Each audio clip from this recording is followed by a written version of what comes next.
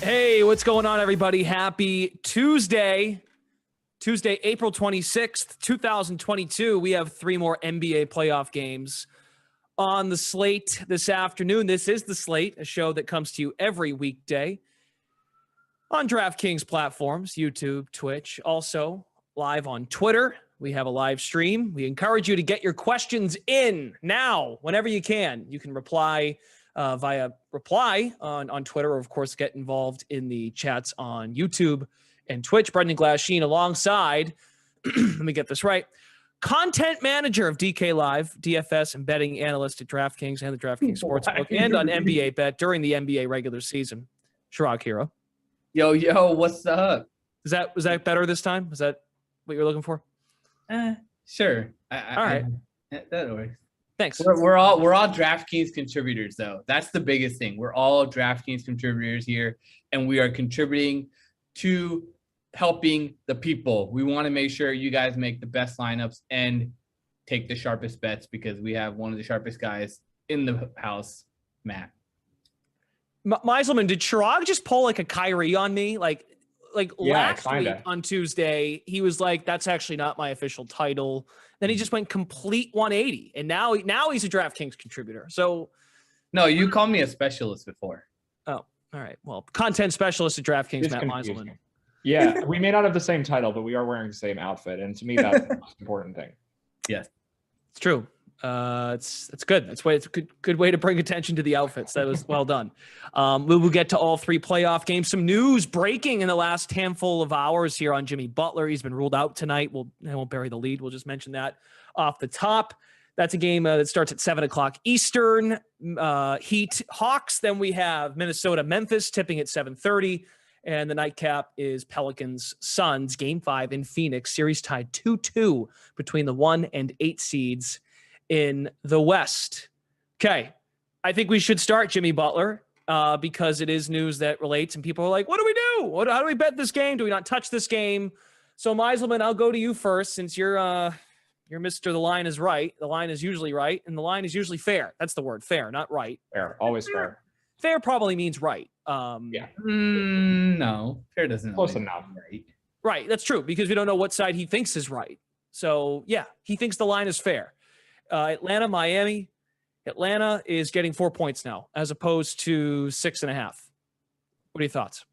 Yeah, it still hasn't moved enough, but I imagine that it will once we get CLINT CAPELA and Bogdanovic confirmation. So those 2 guys are technically still questionable. Bogdan has been playing with a questionable tag for the majority of the last couple months, actually. Capella came back last game, got 21 minutes, probably would have played a few more than that if not for the blowout. So I think he'll be out there. I don't know how much he's going to play or how effective he'll be. It was a tough first game back for him, but I think we'll see the line drop to 3.5, maybe 3 once we get official confirmation on those guys. And at 3 or so, maybe 2.5, like that's where I would call it fair. So I think there's a little bit of value left on the Hawks. Obviously, if you got it right when Butler got ruled out, there was a lot of value on the Hawks. It's a hard series for me because I think the Hawks were very live for an upset to win this whole series if their key players were actually healthy. Like one of the things the Heat seem to do really, really well is take the opponent's best player, specifically guards, out of the game. They do a lot of trapping and doubling of Trae Young. And if you had John Collins playing like himself without, whatever 4 or 5 injuries that he's dealing with, and you had CLINT CAPELA out there being able to do his normal things, rolling to the basket and getting alley-oops, it would have taken a lot of pressure off of Trae Young. But as it stands, Trae's just been bad and no one's been able to help him, with the exception of game 2 where Bogdanovic played really, really well. So if the Hawks get healthy and their injured guys play like themselves, I don't think this series is over, but that's a really big if. Like they have so many issues they're dealing with right now. But the Heat, I guess with their own issues, the Hawks kind of caught a break because Butler's out, Lowry's out. They could steal this game on the road. They go back home and then game 7, who knows what happens. Like, I don't think the series is over yet, but it's going to take probably Collins and or Capella looking near 100%. For this to kind of get interesting again. If those guys are playing super injured, it's going to be tough. Where do you suspect the sharp money to go? It's the Hawks. I mean, okay. Based on with how last game went, most people would expect the Heat to close this out. Like the public was definitely all over Miami pre-Butler news, even with Lowry out, because they won game 4 without Kyle Lowry. Capella played in that one. And you would think like, oh, the Heat just blew him out in Atlanta. Now the Hawks are demoralized and, everyone just expects the Heat to close this game out. I thought the number was a little high when it opened at 7.5. I think that was actually before we got the Lowry update that it was up that high at 7.5. And it probably hasn't corrected enough. I mean, I think the real key, and we can get into this with DFS too, is that Trae Young's struggles have been specific to the matchups. And Lowry is a really good defender. And Butler is one of the league's best defenders. And now if, let's say, like Gabe Vincent, Tyler Herro, Victor Oladipo are the guys guarding him, it's going to be a lot easier for Trae Young to score. So this Butler news, like, I think normally, like in the past, we talked about Butler and how he doesn't matter so much to the spread because the Heat are really deep behind him. But if it's Butler and Lowry, that phenomenon doesn't really exist. Now it is really important because with Lowry already not there, the Butler injury matters a lot more. So I'm a little optimistic about the Hawks. I think sharp money is a little optimistic about the Hawks, but it's I think everyone's a little confused because of just how injured Capella and John Collins seem to be. You have to also take into account Trae Young's kind of tweak of that knee when he got kind of injured. And after that situation where he got caught up, I think it was with Gabe Vincent, He didn't really look like himself. Didn't have that much burst. That he was taking the long threes and wasn't really hitting them. They were coming up a bit short. There could be a part of it where he's playing a little bit hurt now too. Yeah, it's probably a combination, right? Where like he's not fully 100%, but the map, like it had to have been in his head just the way they were defending him. I mean, it was like the traps were just so aggressive. So if he comes out and like Butler's not there, obviously he may just be a little more comfortable. Maybe he can get over that. He's had a day off. It seems like a game with a lot of potential variance because there's so many question marks here. And the Heat, like a lot of the guys who are playing for Miami are dealing with injuries. PJ Tucker, Caleb Martin, Gabe Vincent, Bam Adebayo has been playing through a quad injury. I could honestly see this game going like within a range of 35 points where like a Hawks blowout or a Heat blowout. I would not be totally shocked by either of them. We've seen Miami just let up so bad, like in these games where it's like, yeah, they have it under control. And then it's like, what are the Heat doing? They can't play defense anymore. And Tyler HERRO on defense is a huge liability. So they need his offense now with the two guys that are missing. We could see that open up a lot for Atlanta where his defense makes it a lot easier for the Hawks to score. Yeah, admittedly, I felt defensively without Lowry, I thought the Miami Heat did a pretty decent job. But to your point, maybe it's because Jimmy Butler just keeps everyone so connected. If you just eyeball test alone, Butler is the one, and he's like this everywhere he's been. Philly, Minnesota, Chicago. He's the one who's yapping on defense, getting everyone in the right spot, communicating, getting in guys' ears, and not to mention offensively, Jimmy Butler in game 2 goes off for 40 plus. He scored 36 last game. He's meant quite a bit to this team, but I agree with Chirag. I mean, TRAE Young has not looked right, and maybe tonight is the night with 2 key pieces out for the Miami Heat. So it's hard to ignore Atlanta getting 4 points. That certainly feels something to consider for sure. Any other thoughts on this one? How would you approach it? We can intertwine DFS as well. How do you intertwine, or how would you go about rostering Miami players in DFS? Do you have more interest in Atlanta players because of this news? What's the DFS angle on Butler and Lowry both being out? I think that to me, this is, well, I'll let Chirag go, but to me, like, in case you haven't followed this that closely, the Heat are going to be the chalk. So like, I'll start there and then we'll kind of work backwards. But yeah, just like share your thoughts on. Well, the thought was that, like, I mean, how much is Tyler HERRO going to be owned? Like, that is their a lot. Like, and can you possibly fade him if he's the starting point guard going against TRAE Young? This is the matchup that we've been looking for, in a sense, on a short slate. If you said, hey, dude, here's this lineup of 6 guards and one of them are going against TRAE Young, we're most likely picking that guard to like play in our lineup. So Tyler HERRO, while he might be the chalk, I don't understand or see a way to fade him in that sense. That's my concern for this slate, is like, it could be 70% owned on a 3-game slate at 6,500. Yeah, he's coming off a 10-point game, but his upside is 50 fantasy points for sure. Yeah, fading HERRO is definitely scary. I mean, there's one particular path that I want to take for this game for GPPs, and that's just play more Hawks than Heat. Like, this game is all of the DFS decision points, because if there's a way for HERRO to be bad, it probably starts with him losing playing time due to being bad on defense. Like, we've seen games where HERRO was supposed to step up and just didn't get the minutes that we might have thought, because they just needed to play Vincent, Robinson, STRUS, because those guys are all better defensively, and HERRO just can't hold his own, trying to guard people. But at the same time, like, if he gets hot early and the Heat are doing well, yeah, he has 60 fantasy points in him. Like, that is on the table. And especially like if Capela's banged up and Collins is banged up, this can be a really bad Hawks defense when they're not right, when their bigs are not really playing. So it's a scary fade. I'm not saying you have to do it. I think what you probably do have to do, though, is not just jam in all the Heat value unless you're playing a cash game, because that's what everyone's doing. Like, Bam at 6,900, that's a ridiculous price with Jimmy Butler not playing. 6,500 is too cheap for HERRO. And then we have Vincent, we have Caleb Martin, we have Victor Oladipo. Those guys are all underpriced. So to me, you probably just want to, like, if you're playing multiple lineups, just mix and match and play like 2 or 3 of them in each. Someone's going to do well here. Like, they have too many guys out. Someone has to do well. Not really sure like what my preference is. But I think I prefer to include HERRO and fade BAM. Like, if I have to make a decision, like if you take the 2 highest volume Miami guys for tonight, those are the 2. I think fading BAM makes more sense because there's more leverage to be had at center. Like, who in the world is playing CLINT CAPELA tonight? You have Karl Anthony Towns, you have Bam at his cheap price, you have DeAndre Ayton with no Devin Booker who gets a usage bump. Those are the centers. And I don't think anyone's playing Capella, but he's $5,500. Like, a healthy CLINT CAPELA costs $8K sometimes. Mm-hmm. So I don't think anyone's going to go there. He had a terrible first game back with under 11 fantasy points.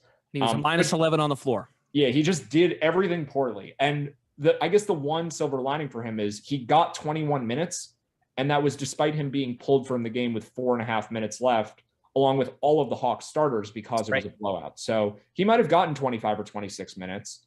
And maybe he feels a little better today after playing one game and he could get 30 minutes. Like, maybe that's possible with the season on the line. So in that scenario, Capella could outscore Bam. Like, he does have the fantasy upside, double-double bonus, blocking shots. Miami's offense should be worse, so there's more rebound potential without Butler there. But it's mostly about the ownership. Like, this could go horribly wrong, but I don't think anyone's playing him. Like, I legitimately mean he'll be single-digit ownership on just a 3-game slate.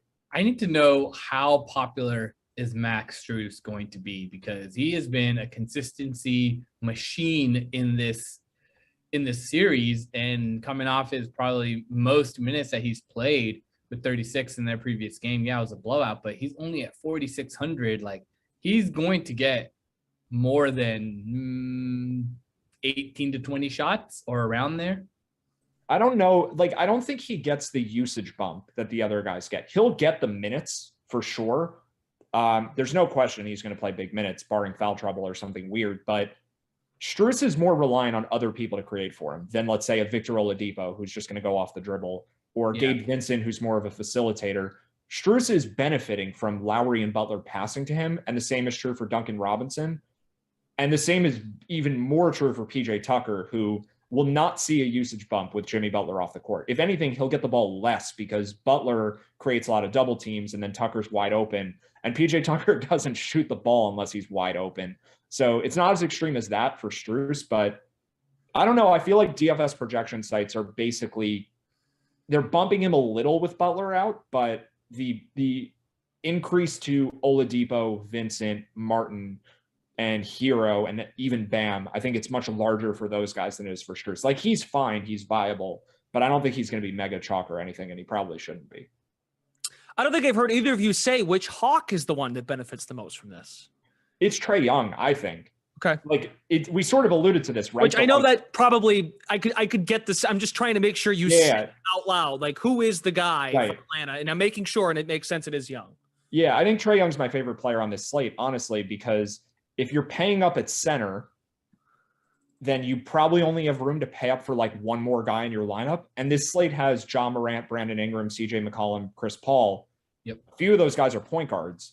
And with how bad Trae's been so far, I think he goes overlooked in comparison to the others. So yeah, I definitely think for GPPs, going after that Trae Young bounce back, he might be sub 20% owned tonight. Like, I think that's the way to play it.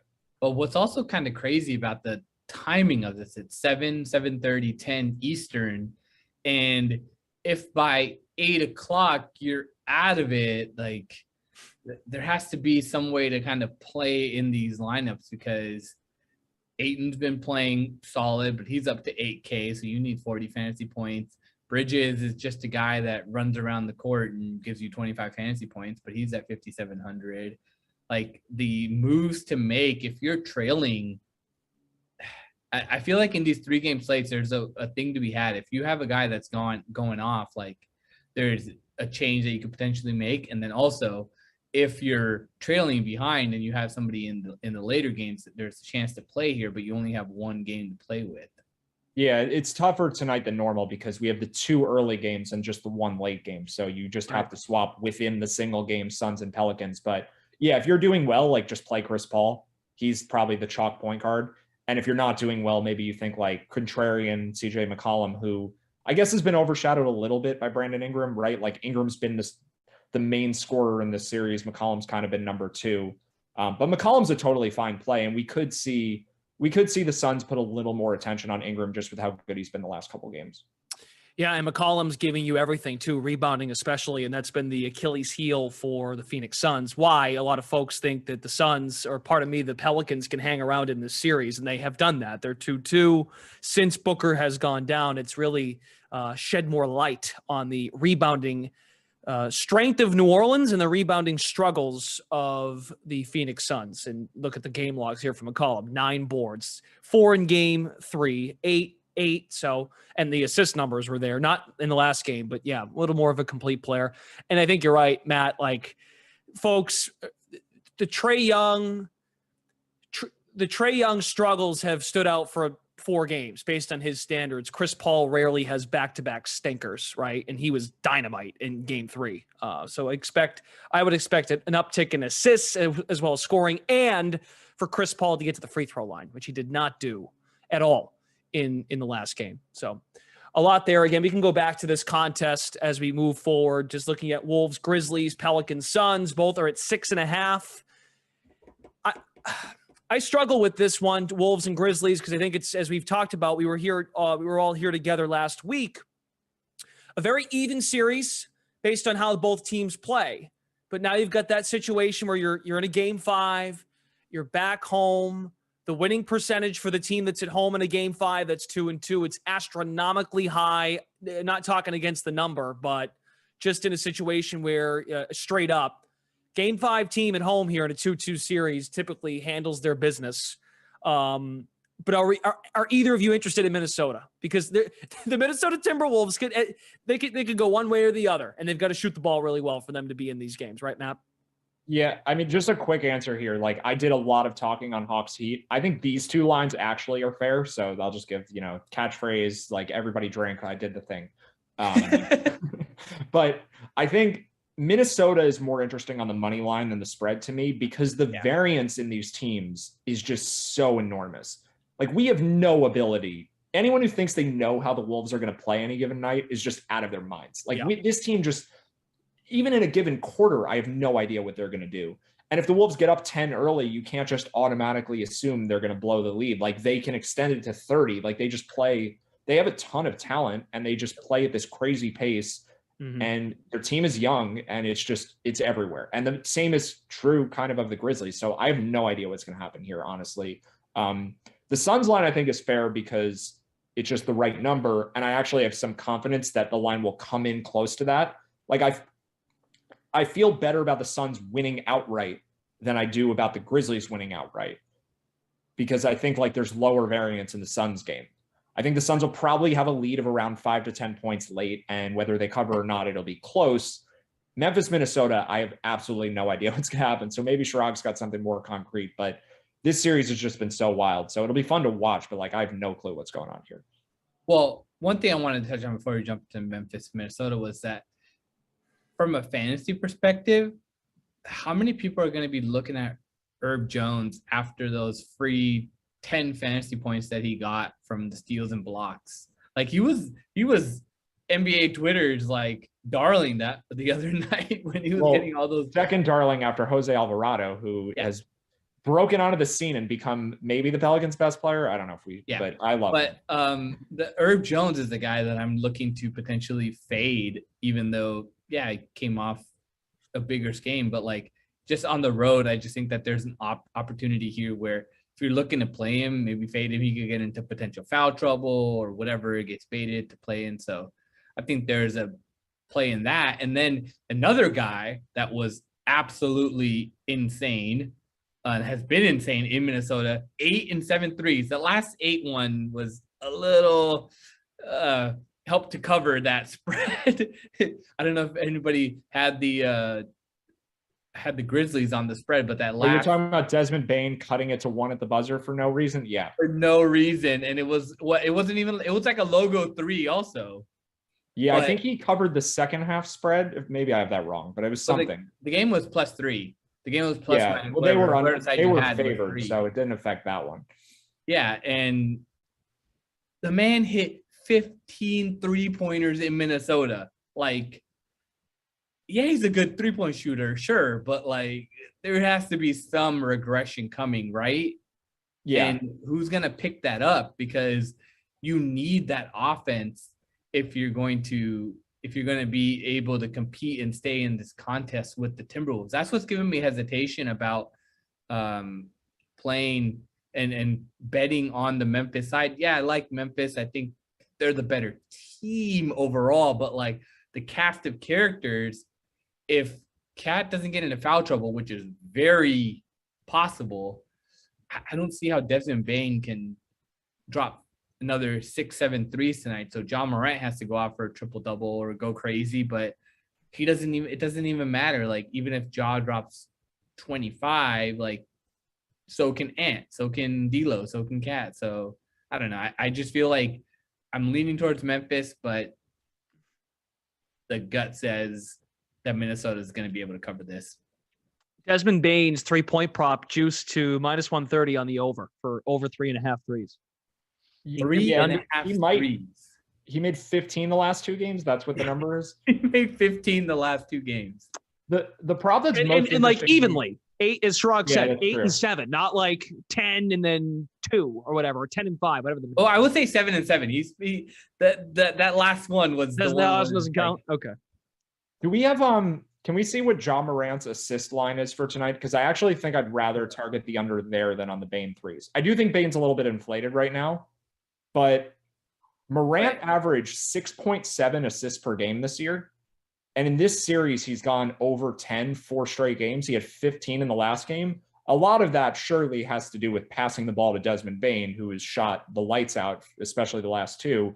I really like the under here. Morant has assisted the ball so much more than he's normally doing.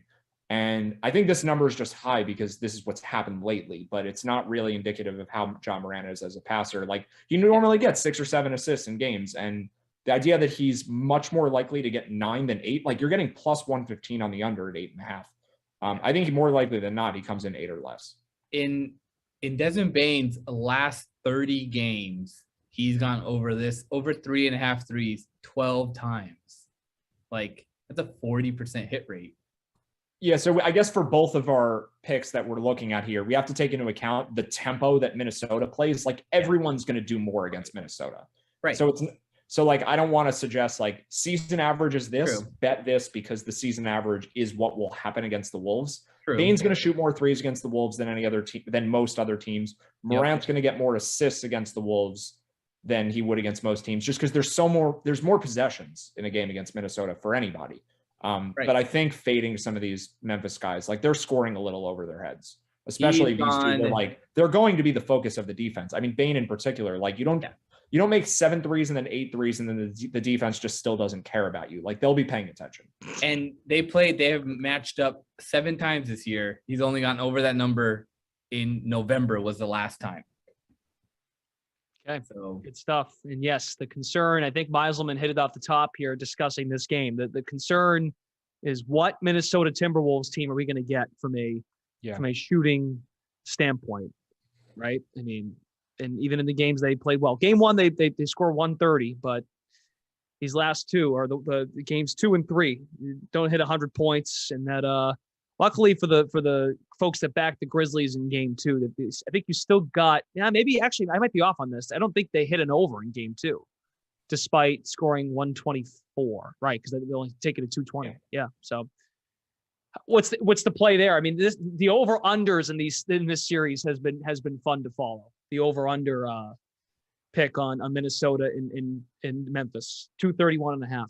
It's just, there's so much volatility in the way these teams play. Like, I would take an alternate line on either the over or the under before I would take any regular line. Like, I almost don't even care what it is. Just go way off the board in either direction, because I don't think the variance with these two teams is priced accordingly. Like, it's a matchup that just creates inconsistency.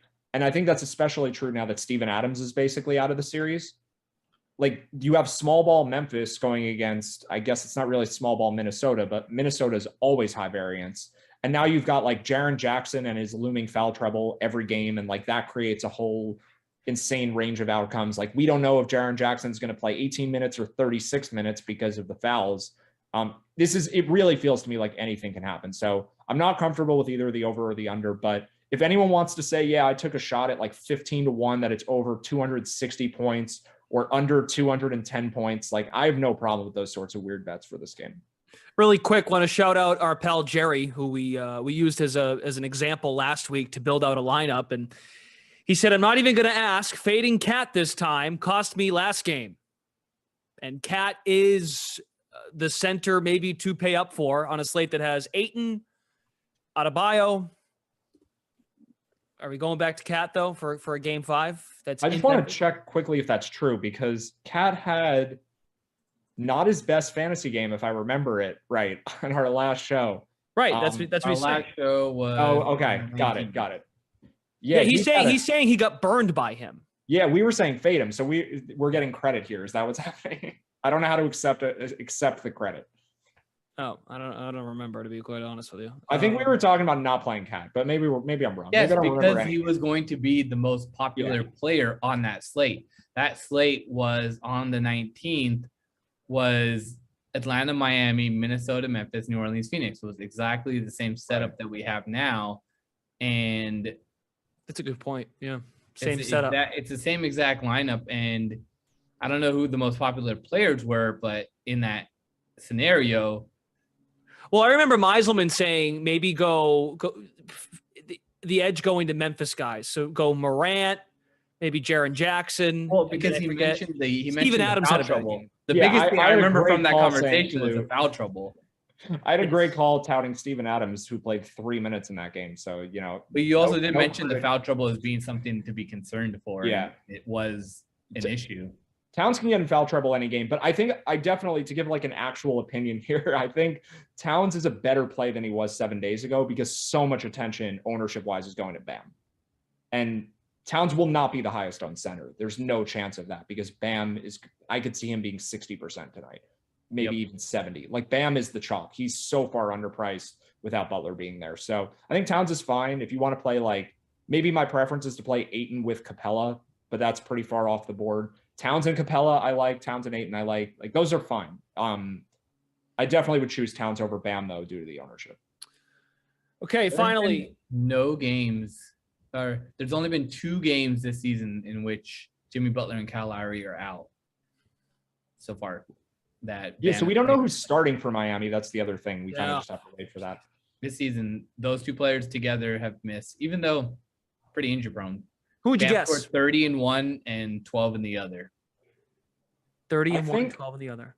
I think they'll probably start Caleb Martin and not Victor Oladipo, but I'm pretty sure it'll be one of those 2 guys. So you have Vincent at point for Lowry, and then the guys that usually start around them, STRUS, Tucker, and Bam. And then you have that 2-guard spot that could be Duncan Robinson, it could be Oladipo, could be Caleb Martin. I guess it could be Tyler Herro, but I think they generally just want Tyler Herro coming off the bench no matter what. So my guess is Martin, but I could see it being Robinson. I mean, he hasn't really played much in this series. Well, he had a great game 1, correct? And then he kind of got phased out. Duncan Robinson? That's right. Yeah, it's weird because he was like one of their core players for the majority of the season. And then I guess when they were struggling, they went to STRUS over Robinson, 2 weeks left in the season or so. Robinson did play well in game 1 with 32 fantasy points. Yes. And since then, he's played 30 total minutes in the last 3 games. 9 from 3. Jeez.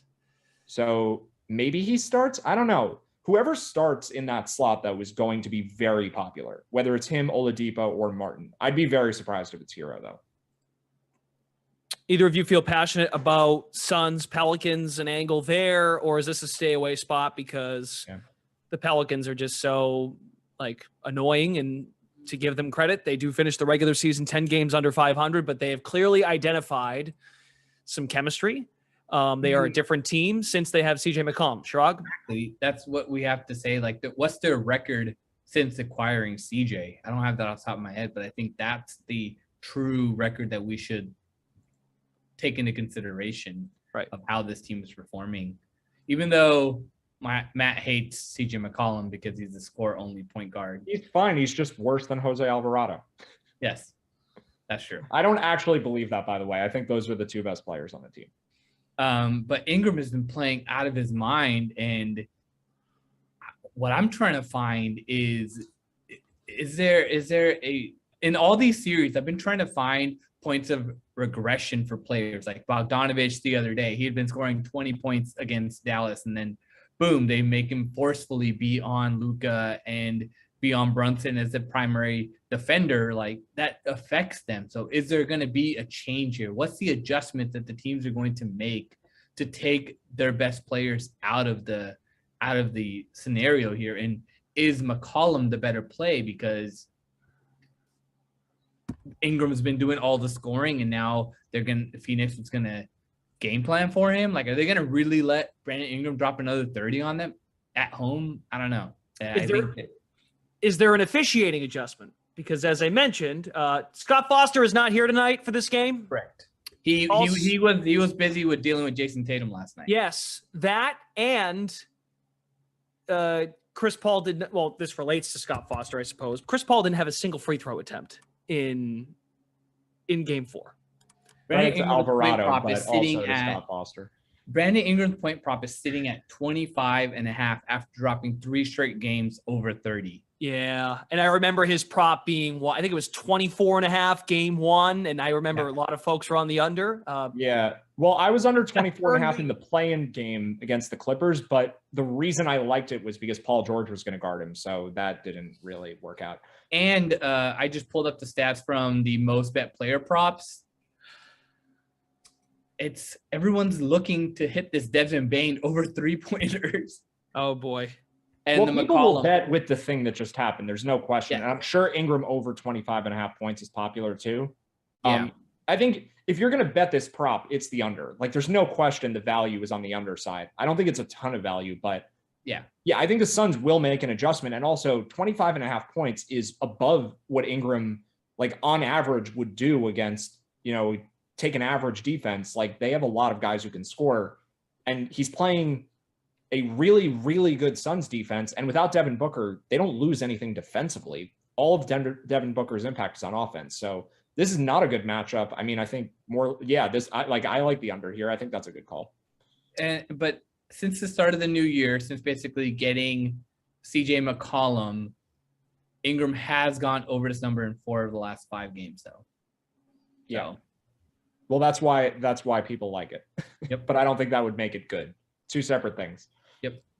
All right, gents, that's all the time we have tonight. We didn't have a chance to get to some of the other games, but you can always follow both Matt Meiselman and Chirag Hira over on social media. Also find them over on the DK Playbook, DK Live. They do a great job getting out content. Our whole team at DraftKings, they do a great job getting out content for the NBA postseason. So if you're looking to get in on Bulls, Bucks, Nuggets, Warriors tomorrow, Sixers, Raptors, Mavericks, Jazz on Friday, be ready for those particular things to come out, and they'll have information ready to go. So thank you very much, gentlemen. Good luck tonight. Looking forward to it. We'll see how the Atlanta Hawks look we'll see how the Miami Heat look without their guys, and see if the Atlanta Hawks can extend that series. Looking forward to all the games tonight. So that will do it. Thanks for Daniel and Eamon behind the scenes. For Matt Meiselman, Chirag Hira, both DraftKings contributors, I'm Brendan Glasheen. Thanks for tuning in. The Slate is here every weekday in that 5 o'clock hour, just a smidge after. We come to you live at 5 Eastern. Don't forget, we have The Sweat tomorrow morning as well at 11 a.m. Eastern time on our platforms. We'll see you next time.